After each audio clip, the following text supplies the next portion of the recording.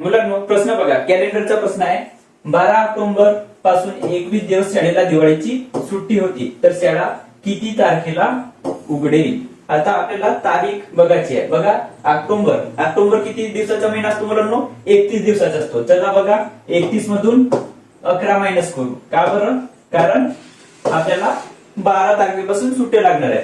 तर 31 मधून 11 गेली किती राहतात मुलांनो? 20. समजत आहे? आता हे झाले 20 दिवस कोणत्या महिन्याचे? ऑक्टोबरचे. ठीक आहे, ऑक्टोबरचे 20. आणि किती दिवसाच्या सुट्ट्या लागल्या? तर 21. इथं 1 ऍड करा 20 मध्ये.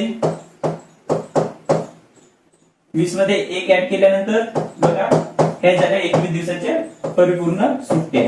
हा आहे 1 नोव्हेंबर. बरोबर.